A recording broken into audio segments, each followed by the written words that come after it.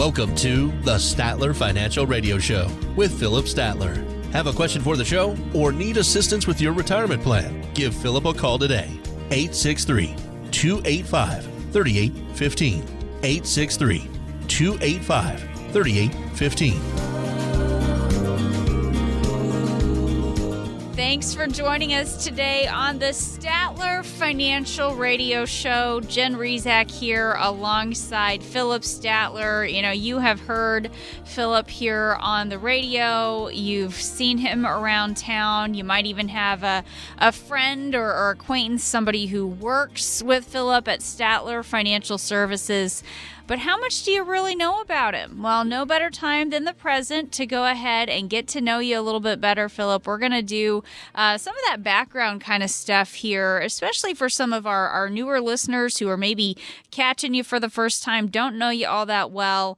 Always a good time to get to know you a little bit better. But Phillip, welcome back. I hope you're doing great this week. Hey, doing well today, Jen, and it's good to be in the studio. And it's always nice to do this type of segment where we do get to kind of share who we are, where we came from, and what's really happening around here. Right. And it's valuable to know a little bit more about your background, your history, and it kind of gives us some insight as to where you're coming from when it comes to your philosophy and how you handle things with people in their retirements.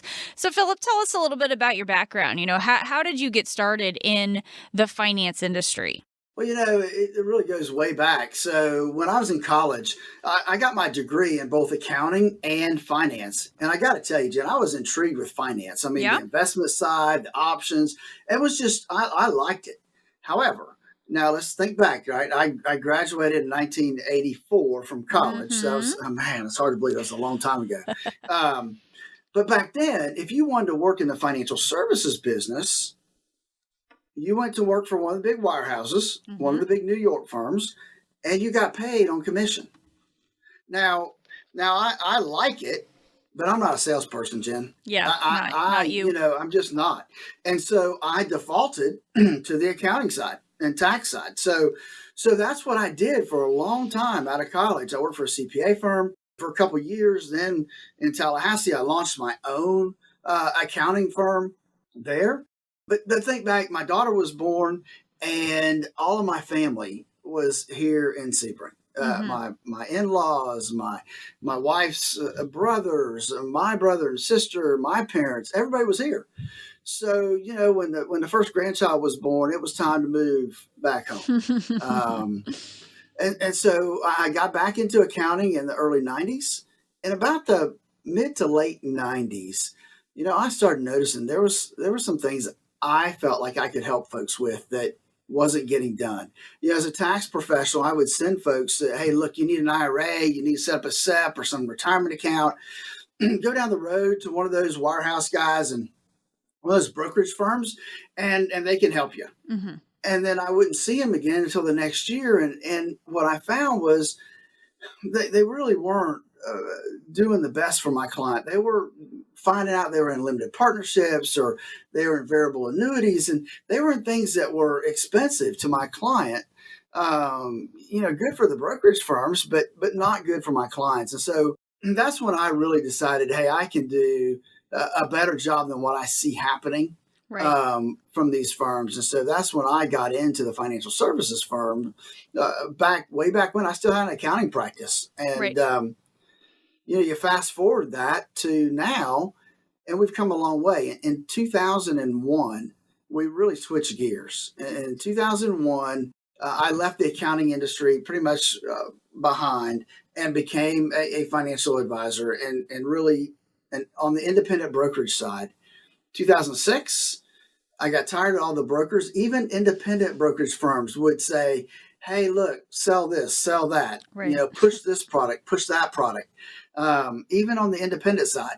And I know it's way worse than that in the other side of the business. So in 2006, we became totally independent. We became Statler Financial Services became a registered investment advisory firm. And so that meant we were totally independent. And, you know, I think that was the best move I ever made, Jen. Yeah. And just talk a little bit more about that, what that means for people that you're working with, for you to be independent, I just want people to really understand what exactly that means, because there's all sorts of financial professionals out there, and we don't always know what's for sure going on behind the scenes and what that means for us at the end of the day. So what that means truly is that nobody is telling us what to sell, how to sell, what products to push, what investments to push. We truly are independent. We have a fiduciary responsibility to our clients to do what's in their best interest, which is different than the brokerage, side of the business. They just have to put you in stuff that's good for you, that should be good for you, that you're suitable for. Where we really have to look at the whole picture and determine what the best thing is for you moving forward, especially dealing with retirement planning. We do a lot of income planning. That's probably one of the main things we do here at Statler Financial, and that's a big part, is having that written retirement income plan. Right. And I'll just go ahead and use this opportunity to give the phone number for people who are interested in that written retirement income plan. You think about somebody who has a background like Phillip, where started out really knowing what's going on with accounting and taxes. That's certainly a part of what's going on with your income plan. 863-285-3815 is the number to call to reach Statler Financial Services in Sebring. That's 863-285-3815. Now, Phillip, you said, your interest in finance, you were like this when you were in college. But what got you there to wanting to study that in college? Who did you learn some of those early lessons from? Maybe some of those things that shaped you earlier on in your childhood? Well, I go back to growing up here in Sebring, and I wasn't born here, but I grew up here. I lived in Highlands County since I was about 8 years old. And so one of the things is that my mom, who was an excellent seamstress, would make my school clothes. Now, imagine that, in middle school, I'm sitting there and my clothes don't look like anybody else's. Now, they're quality made clothes. They do the job. So I learned early on, if I wanted to fit in with everybody else and have nice clothes that I saw at school, the stuff that they were wearing, the cool stuff, I had to work for it. Yeah. My parents were going to go out and buy me school clothes that I didn't need. And so I started early on. My brother and I started mowing lawns around the neighborhood and even outside of our neighborhood. My dad would load our mower up on a trailer and cart us to where we need to go for a day. And so that was my first experience of, hey, look, if you want something, you got to go out and work for it. And nothing's free in this world. And that way you can spend that money the way you want to. Right. And so that was a big deal for us. And it kept going even in high school. I mean, I started at the age of 15 working in retail. So I started working at a young age and never really quit. Right. And here's the thing. You help people who probably were raised with a very similar mindset, knowing how hard you have to work to build up what you have. And now what you do is help those people who were probably raised just like you, knowing the value of a dollar and wanting to make sure that they made those good decisions. Now you help them protect it. And that's what your process is really all about. When you're helping people design these financial plans, they know how to do a good job, Phillip, working for what they've saved and saving and building up. They know how to do that part. Let's talk about what you help them with in terms of going forward with that retirement planning process. Absolutely, Jen. And I'm really proud of this because we spent a lot of time and effort in really and truly creating our process. And so we developed a trademark system that we call the Core Retirement Design. Because here's the deal, Jen. At the core, the health and sustainability of your retirement income really and truly depends on minimizing two things: minimizing portfolio risk and minimizing costs. And so we look at that core as the C really stands for calculate. You got to calculate what your personal risk preference is. How much risk are you willing to take? How much risk can you afford to take? Two different things that we need to look at there. The O really stands for organize. You got to organize your goals and objectives for retirement, which is different than when you were working and trying to put away money to grow it for retirement. Now we're looking at, how am I going to get it out? What are my distributions going to look like? How am I going to create that income I need? Then we go down to R for review, right? We want to review that risk and cost analysis of your current portfolio to make sure it matches with what you have. And then the last is that E for establish your optimized risk matched portfolio, so that we're matching your risk to a portfolio. That's important. So we like that process. It's served our clients well throughout the years, going through two major bear markets in the last, 21 years. That's been a good process. And we finally have been able to put some things on paper and say, hey, look, this is it. This is our stick in the sand. This is what we're going to build everything based upon, because we want everybody to have the retirement they always dreamed of. And the core retirement design allows that to happen, Jen. Let's talk a little bit about how we get started on that, because I bet there's a lot of people who they have done a good job with the saving. They think maybe they have a plan, but as you're describing what this is like, they're saying, you know what? I don't know if I really have something that that matches what's going on here with the core retirement design. Absolutely, Jen. So it's easy. We're a phone call away from sitting down with folks, and that's really the key, is sitting down with folks, getting to know them, and calculating out a couple things. One, how far are they out from retirement?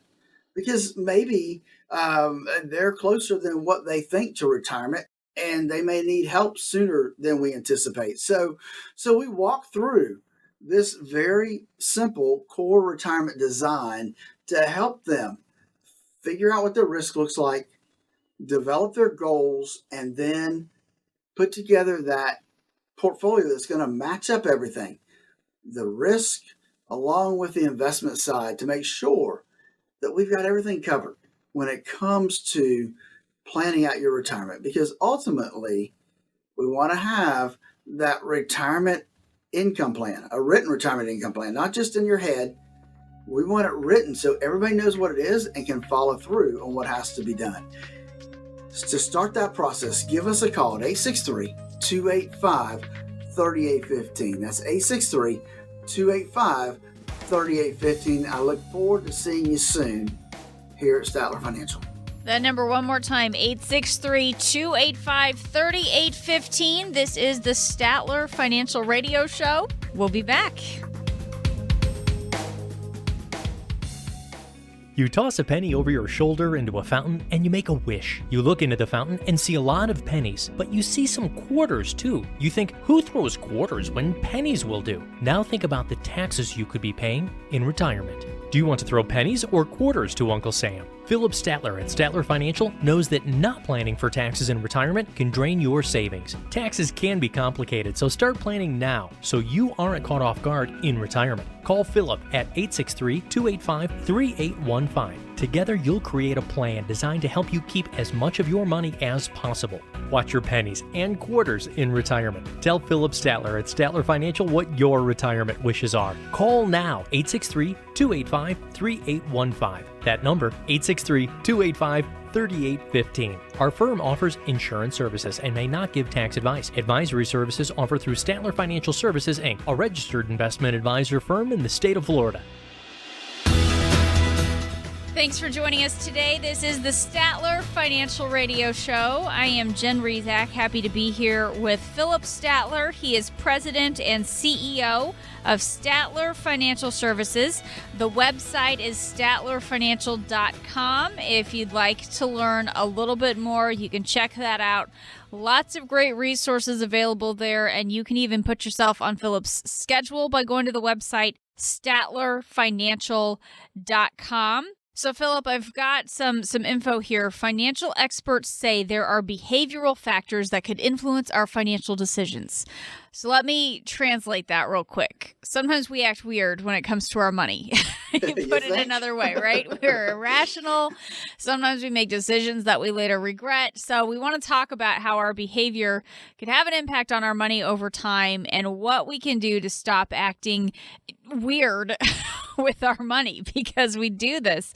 Phillip, how often do you see this? Do you see behavior or emotions get in the way of smart decision making? I will say not as much as I used to, but Okay. this whole behavioral finance thing, it's a big deal. I mean, you can actually go to college and get a degree, I think, in It's an behavioral area finance. of study. Yeah. It is. So it's become a real deal, and there's a lot of good information, and it helps if individuals will look at it. It will help them understand themselves, number one, more better, and it helps advisors understand people and how they make decisions. But I do, it's I will say that I used to see emotions get in the way a lot more before we made a change here at Statler Financial and really started looking at risk adjusted portfolios and really looking at how much risk people have in their portfolios from that standpoint. So that's been a big adjustment, and we made that adjustment. Man, it's been a while now. So, but probably over 15 years ago. Wow. So, but I still see emotions kick in, right? So this last year when we saw COVID hit, we saw people get emotional about their money, and when the market started to tank. And so that's one of those things with COVID. We had to talk some people off the ledge and help them and remind them that, hey, that's only part of your portfolio. You got the other part over here. So yeah, emotions definitely play a big role in finances. Well, and let's talk a little bit about some of the way this plays out, because as you said, behavioral finance, it's an actual area of study now, and they've come up with some different behavioral traps that we could potentially fall into. Things like confirmation bias, for example. I know that's one of them. Talk a little bit about what that means and how do we see this play out? So there's a list of kind of what we see as traps that people fall into. And like you said, the first one kind of is a confirmation bias. And that's the tendency of folks to really look for something that kind of supports their beliefs, right? They have a belief. And so confirmation bias is they're just finding anything that agrees with their position. And it's not only in finance, we see that in life in general, right? People always want to justify what they're doing. And so we see that a lot in that confirmation bias. The other thing that we see is availability bias. And that's a little bit different because it's more of a mental shortcut for those folks that, when you make a judgment about something, some event and how that may show up. So like hurricanes, right? So we have this assumption, especially here in Florida, when it's hurricane season, that because of the last few years, maybe we didn't get hit as bad or we did get hit really bad. So we think this year is going to be the same. So that really plays into that, hey, because it's that time of year, because it's possible, then we start thinking that it's a given. It's going to happen. Overconfidence is a common behavioral challenge that we see out there. Many people believe that their personal odds of success are far greater than what actually will likely happen. We still see people out there that think that for some reason that they can earn 12-15% a year in the market. Well, statistically, that doesn't add up, right? That's just not the way it is. And overconfidence isn't helped by everybody on the golf course bragging about how well their one position did and not talking about the 12 positions that lost money. That's something that we see and have to battle all the time. Another one is illusion of control. It's kind of similar to overconfidence in that individuals often kind of overestimate their ability to influence external events. For some reason, they think that they've got a leg up and they can have some control when really they don't control anything. A lot of people, they think we control the markets. and we don't. I don't have a crystal ball here that says, here's what the market's going to do. I don't have a crystal ball that says, hey, when COVID hit, I should have known that the market was going to tank. Those are things that are, that you can't control. And then another one is a loss aversion. And it's a tendency for human beings to feel more pain from economic loss than they feel pleasure from economic gains. And that's a big one, Jim, because people don't really realize that until it happens to them, right? So, right. And we saw this a lot back in 2008. People thought that they were moderate investors. They thought they were moderately risk averse.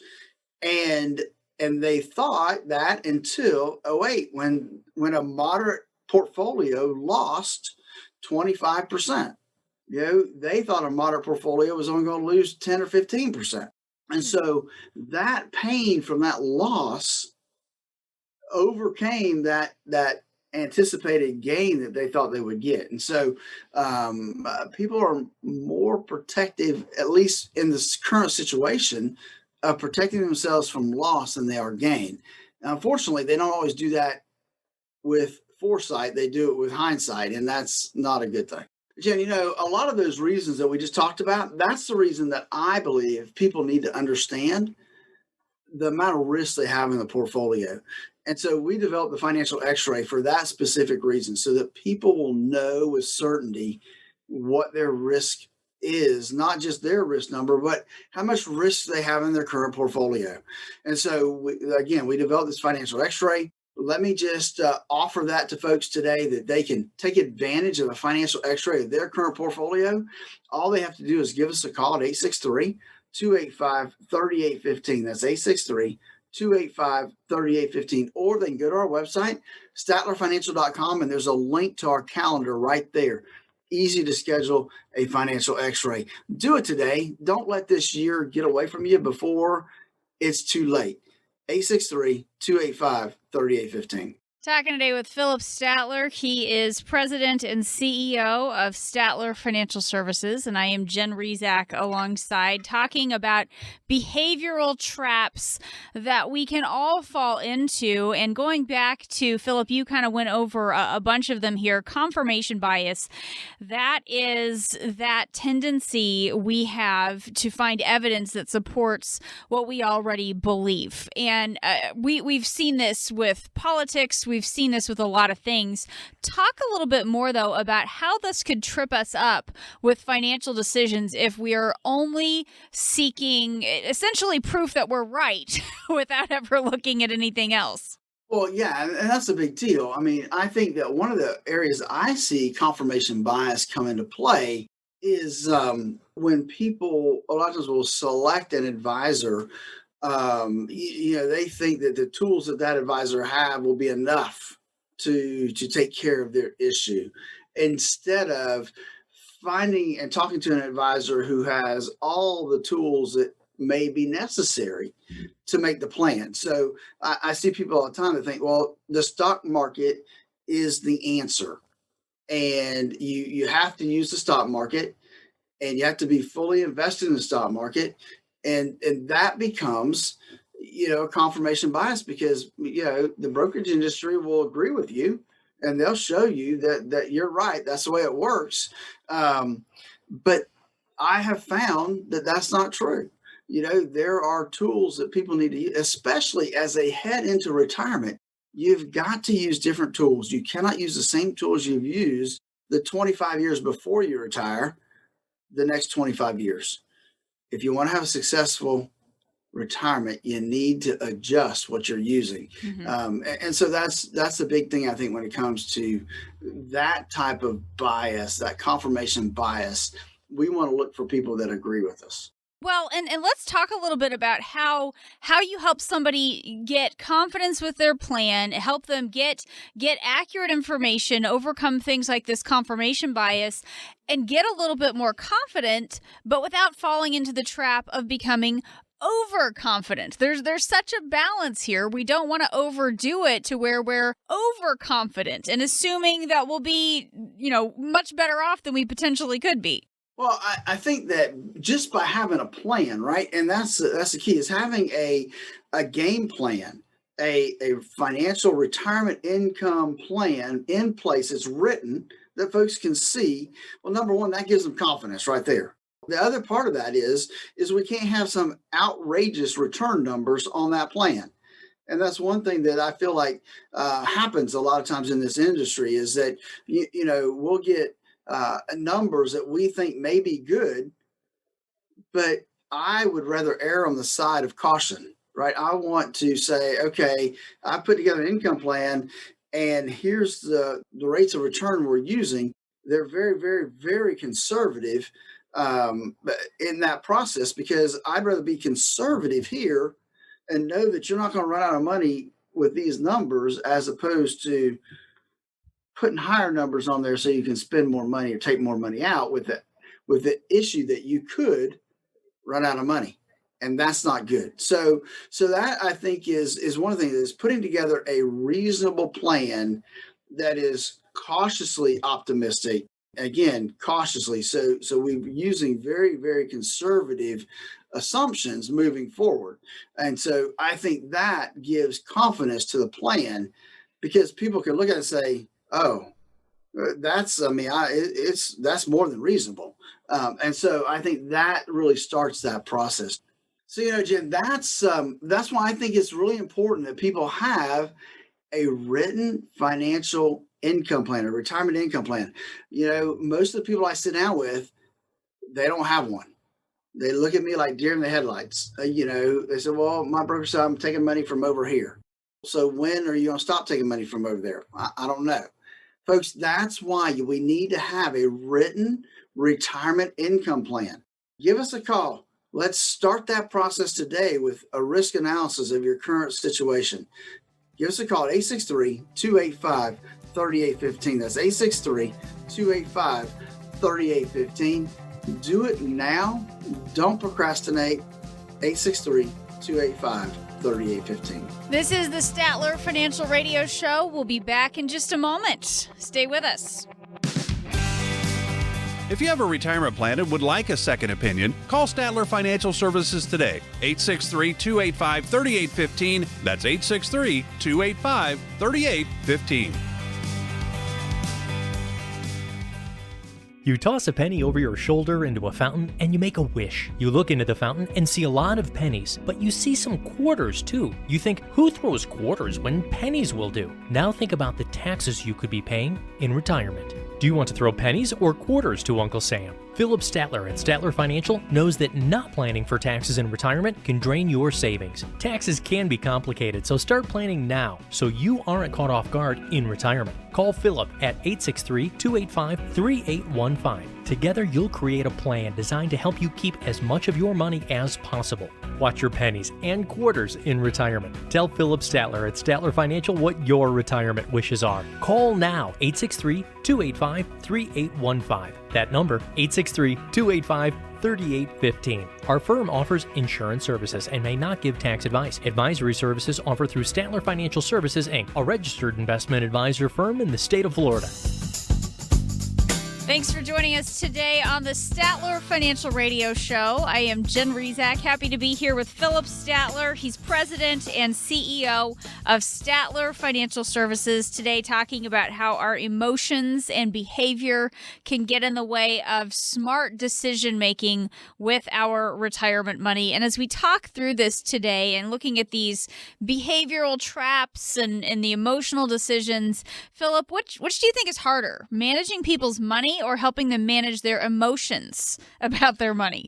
Managing their emotions is much more difficult, especially if you've not laid the foundation for expectations, right? But even when you do that, the ups and downs of the market can cause people anxiety, and so that gets their emotions rising high, and so they're concerned about their retirement, their income, those type of things. And so again, that's why I think it's important that you lay out the whole risk number thing at the beginning, because that will help.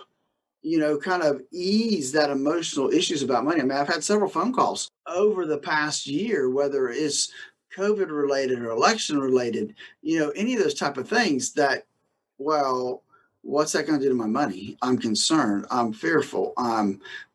You have to remind them that we've got this part over here that's subject to risk that we're watching on a daily, hourly basis. And we've got money over here where your income's coming from. That's protected. It's safe. You're not going to lose anything over on this side of the equation.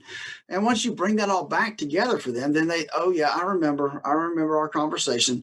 And then that you hear them breathe a sigh of relief, Jen. I'm sure they do. And it is hard to get our emotions out of the way. We can't help but be somewhat emotional about our money. So that's why it's important to talk about behavioral finance and recognizing that we have behaviors and emotions that can get in the way here. I want to talk a little bit about the illusion of control as one of these behavioral traps we fall into. This is where we overestimate our ability to influence external events. Talk a little bit about how you've seen this play out with people who are trying to prepare for retirement. Well, I think that I've seen that more from the folks that try to do it all themselves. Right, they feel like that they have a finger on it. They've got it under control. That they've got the answers, and typically what I see is they may have done well at certain points in time, especially in the growth mode, but they have issues when they switch gears and head into retirement because they still look at themselves as young, vibrant employees, and that's just not the case, right? They're not. They're getting up there to retirement age. Not that that's old because I'm getting quite there. I think 60 is probably, the new 40. That's the way I feel. Yeah. I think that they don't understand the difference between, accumulating and protecting. And so I see that a lot from people that do it themselves. That's probably the biggest thing from the illusion side. Right. But on the other hand, what about the things that we know are outside of our control? How do we keep from feeling overwhelmed by all those outside factors that can influence our financial plans as well? It's one thing to assume you have more control, but if you feel completely out of control, that's not a good place to be either. No, definitely not. Not trying to be out of control. But so how do we deal with that? And that may be a little easier, actually, Jen, because I can talk people off that ledge, right? So if they feel like things are getting out of control, and I think I had this conversation probably one day last week, is that, they were concerned about the markets. And I had to remind people, look, the portfolios that we manage for you, everything that we've got put into place, it's not the same as those 3 indexes you see on TV all the time. And I try to illustrate exactly, look, we have some of the positions in those 3 indexes, but we don't own those 3 indexes all. That's not 100% of what you have. And that just gives them some peace of mind. And I think the other part of that, Jen, is having a plan, right? Having that written retirement income plan that you can bring that focus back to and say, look, we're still on track. Remember, we talked about that your income's good. We haven't risked anything over here on the income side, and the ups and downs in the market are only over here. And here's how it's impacted you. And just bringing them back to think about the conversations that we've had in the past helps them be a little bit more grounded in what's happening today in the marketplace. So as we look at, Jen, where we're at and what people are doing, I think that, again, it boils down to having a plan in place. And so often, I just don't see that. I don't see the majority of folks out there have a actual retirement income plan written down where they know exactly where the money's coming from each and every year. So, hey, folks, if you don't have one, if you don't have a clue what I'm talking about, give me a call. Let's sit down and walk through the process of finding out what needs to happen for you to have a retirement income plan. That number to get started is 863-285-3815. It's 863-285-3815. 3815 or statlerfinancial.com, where we have a link to our calendar. Talking today with Phillip Statler. He is president and CEO of Statler Financial Services. I'm Jen Rezac alongside. Let me give you that number again, 863-285-3815, talking today about how our behavior has an impact on our finances, or could, depending on how we act. Now, Phillip, the fear of missing out is another common behavioral trap we can fall into. And as a mom, I see this with my kids. They're always worried that they're missing out on something, but it happens with adults too. We don't want to miss out on the good things that others are experiencing. They talk about big gains that they might have, or new homes, or nice vacations. But what can happen if we are driven by that fear of missing out? Jen, that one fear, that fear of missing out, I'm going to say, of all the fears that we talk about today, that one can be the most devastating. It can hurt you the most, because what do I see? I see people will call me and say, hey, let's buy, marijuana stock. Let's get Bitcoin. Let's do this. Let's do that. And when do they want to do it? They want to do it when it's at the top. They want to do it when it's sky high, and maybe it's not the right time, but they're afraid that they're missing out on those gains. They're afraid that they're missing out on something. And the truth be known, at that point in time, when they want again, they've already missed out. It may be too late, but they don't think of it that way. They want to own that name, and that can be problematic.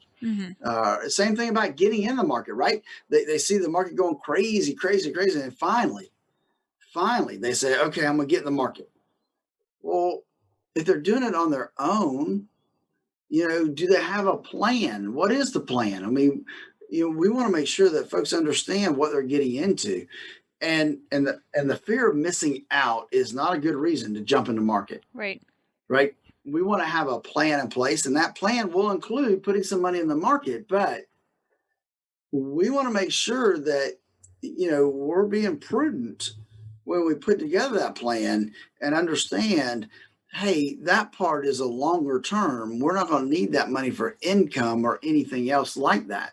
Certainly just one of those things we want to keep in mind. I think as we've had this discussion today, all of us can probably relate at some point to some of these different behavioral traps at some point in our life, maybe not even necessarily about our money, but just in general.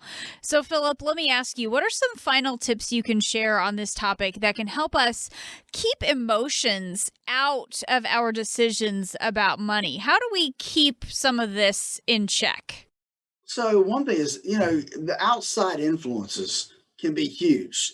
So I'd say, stay present, stay with yourself, understand how the mind works, and understand what forces cause you to do certain things. Because I'll talk to people and they know exactly. They'll talk to me and they'll say, look, I know this is what I perceive, but I'm talking to you as my retirement coach, help me see what I'm not seeing. And so staying present, knowing when it's time to talk to your coach, and help coach you through that situation.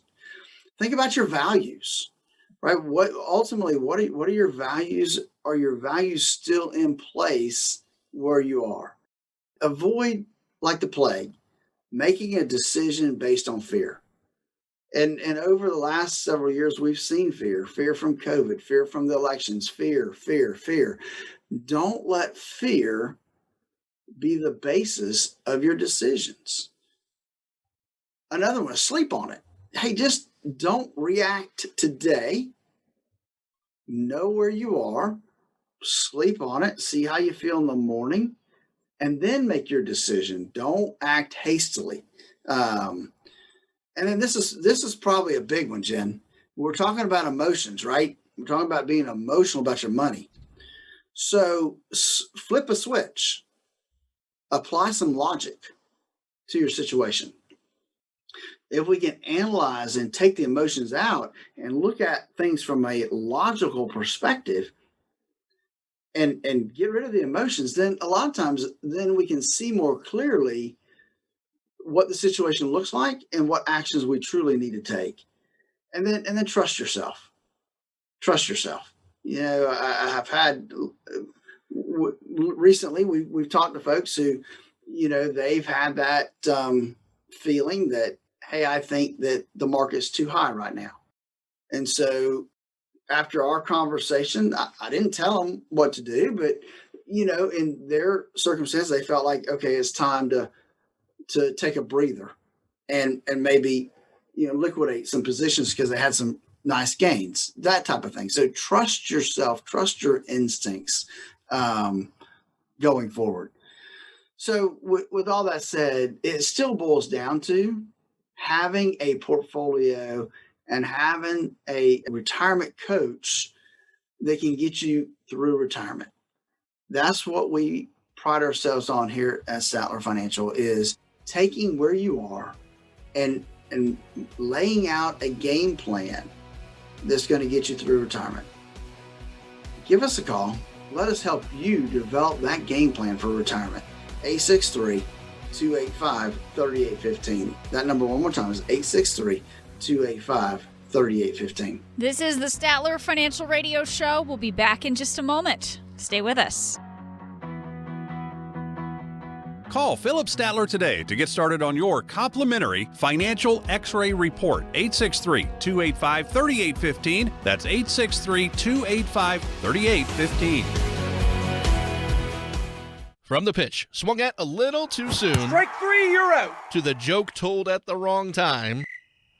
To barely missing your connecting flight. This is the final boarding call for Flight 109 to Chicago. Timing is everything. The same is true for your Social Security benefits. Take them too soon and you can leave a lot of money on the table. Take them too late and you might spend down too much of your savings. Everybody's situation can be different, but taking your Social Security benefits at the right time is important for your retirement success. Phillip Statler at Statler Financial understands Social Security and can help you make decisions that are best for you and your retirement dreams. Call 863-285-3815 to start optimizing your benefits. With Social Security, timing is everything, so don't delay.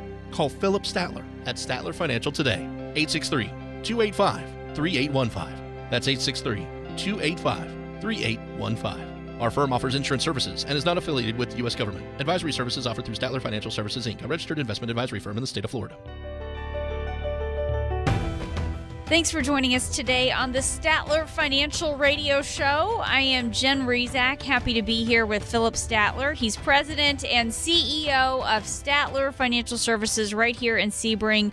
Every week he gets questions about all things retirement, so we're going to take a little time here in this part of the show, open up our Statler Financial mailbag, and go over some common retirement questions. So, Phillip, our first question is from Jill, and Jill writes that she and her husband are getting a divorce after being married for almost 30 years. She's been working outside of the home for the last 5 years, so she's got some work friends and a little income of her own, but she feels like she's just starting over and she doesn't even know the questions to ask first. She wants to know some of the things she should think about now that she's planning for her own future.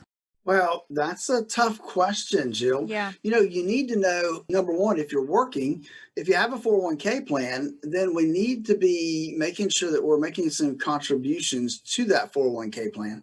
Now, obviously, I'm not an attorney, but an area that you need to at least ask your attorney about is if your spouse has some retirement accounts, can you have access to some of that? Right? Can you roll some of that into your IRA? That's an area, because that may be, after 30 years of marriage, that may be one of the bigger financial assets that you have is going to be his retirement accounts. So we want to look at that and see if there may be something there that you can grasp and at least help you get started in the right direction and have some assets there to fall back on. But again, if you have a 401k, let's make sure that we're contributing at least enough to get the full match on that part.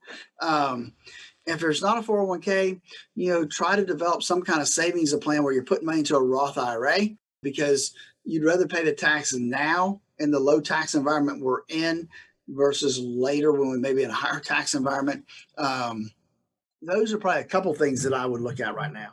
Good questions there, Jill. And that really has become more of an issue that retirement planners like you are dealing with now. I know those divorce rates among people who are getting close to retirement and who are in retirement has really gone up. And there's some big financial ramifications. So just, Jill, you're certainly not the only one who's going through this. So those are some good questions there. Our next question is from Mark, and he and his wife have started having some serious discussions about what they want to do in retirement. Mark has had to travel for work for years, so he wants some peace and quiet, and he wants to go fishing. But his wife stayed home to raise their 2 boys. She's been telling all her friends about all the places that they're going to go once they retire, so they have some different ideas here. Mark says he's done traveling for good, but doesn't know how to tell her. So now what? So how do we make everybody happy here, Phillip? This is a tough situation. I didn't know that I was going into the marriage counseling business here, Jen. It's kind of where you are sometimes, right? Oh gosh, it is, and I can understand both sides, and so I think that there needs to be a discussion, right? We need to sit down and have that discussion about what we expect, and so maybe it's not all or nothing, right? So maybe we travel together once a year, and maybe the rest of the time, she goes ahead and kind of sets up some of the things she wants to do, and he can stay at home and golf or piddle in the yard or whatever he wants to do in retirement. And who knows, a couple of years of doing that, and he may get on that train of, okay, I'm ready to travel again and do some other stuff. Right. But, yeah, I think it's having that conversation of what can we do together, and then what do we need to not do together. And, and I think as long as there's some planning and some discussions there, he can certainly have his own hobbies and they can create a budget for some of that travel. My girlfriends and I, we went without our husbands and had a 40th birthday celebration, all of us together, and it was fun. So maybe she can do some of those things, but you just got to have those money conversations for do we have the money for her to do some of these trips, and then he's got the money for his hobbies, and then they can switch that up down the road if they need to, right? Yep. It's all about compromise. I think with some of these things, also, it just never hurts to get that second opinion before you get something like an annuity or not. Just good to have that second opinion, right, Phillip? That, and just understanding what you're buying, right? Because it's a product. It has good things, it has bad things, so you need to draw the T account and make sure you understand the pros and the cons of what you're looking at, and make sure you're using somebody that's not just an annuity salesman, because then the only tool they have is an annuity. Right. So you know what you're going to get. That doesn't give you an open-minded person that's going to look at your situation and say, here, based on your situation, here's the best thing for you. Right. That's not going to happen if you go to an annuity person. Right. It's not going to happen if you go to a brokerage firm. You really and truly need to work with somebody that has a fiduciary responsibility to do what's in your best interest. And that's the key, I think, in getting the right mix of investments that you're going to need in retirement. And that, Phillip, is where we get that phrase when we've talked before about how when you only have a hammer, every problem looks like a nail. And that's what we run into financially sometimes with just the same tool over and over again. Let's do one more question here. This last one comes from Barb, another tough relationship situation. Barb says, my mother just died, and now I feel like all our family does is argue over what to do with her house and who will be in charge of what. My siblings and I are in our 60s, but it feels like we're kids again. I don't know if you can help us with our arguments, but can you please just tell people why it's so important to take care of these decisions ahead of time? Gosh, that's a tough thing to be in, but she's right. We got to take care of this stuff ahead of time, right?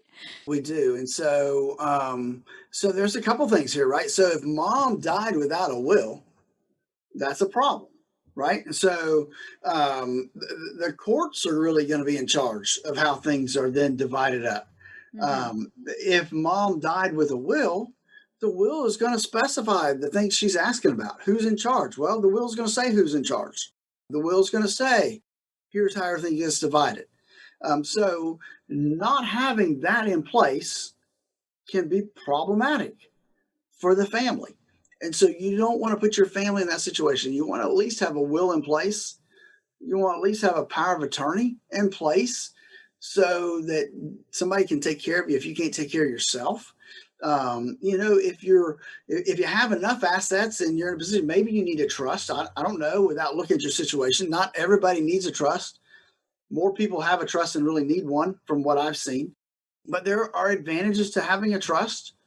There could be some advantages of not having a trust, depending on your circumstances. And so that's one of those things that is very dependent upon where you're at and what you're trying to accomplish. You're in a rough spot here because you got siblings all scrabbling over stuff, and that's not good. Mom died, and now we're fighting over everything. So it's better, folks. Listen, if you don't have a will in place, or you haven't attached beneficiaries to your assets, that's why they create TOD, transfer on death, or POD, pay on death, so that you don't have to worry about this kind of stuff. It's taken care of. You've done it ahead of time. So those are some areas I think that you could look at. Obviously, it's too late for you, but a heads up to folks out there that, right, hey, take care of your stuff now so that your kids don't fight over it later. Right. That's right. Not what you want to have happen. And again, I'm not an attorney, but you need to have a relationship with an attorney that can help you set these things up properly, and to make sure that your final wishes are carried out the way you want them to be. Right. Because who wants their kids fighting over stuff? Nobody does. Yeah. But they're doing it. Happens. That's right. And they're doing it because you didn't take action to prevent it. And you could have. So Phillip, I think that the big message for a lot of people here is just get that planning done. So tell us how we can get in touch with somebody like you to get started on identifying what all the weak spots are and what's going on with our money, what's missing, and how do we get everything in place so we don't leave a mess for our kids. Absolutely, Jim. They can give us a call. I mean, that's something we do all the time for folks is walk them through that process. Give us a call at 863-285-3815. That's 863-285-3815. Or, Jim, they can go to my website, statlerfinancial.com. There's a link to my calendar right there. This is the Statler Financial Radio Show. That's all the time we have for this week, but be sure to tune in again next time for more insights from Phillip. We'll talk to you then.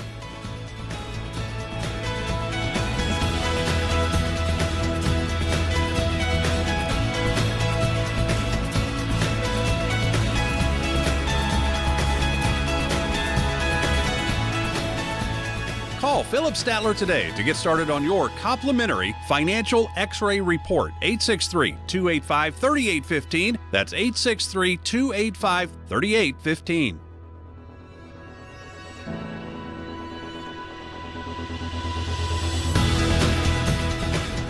Information provided during the Statler Financial Radio Show is for illustrative purposes only and does not constitute investment, tax, or legal advice. Information has been obtained from sources that are deemed to be reliable, but their accuracy and completeness cannot be guaranteed. Always consult with a qualified investment, legal, or tax professional before taking any action. Annuity guarantees are based solely on the financial strength and claims-paying ability of the issuing company. Individuals should thoroughly review the contract for specific details of the product features and costs. Income payments and withdrawals from deferred annuities are generally taxable as ordinary income in the year they are taken. All investing involves risk, including the potential loss of principal. No strategy is guaranteed to be successful. This radio show is a paid placement.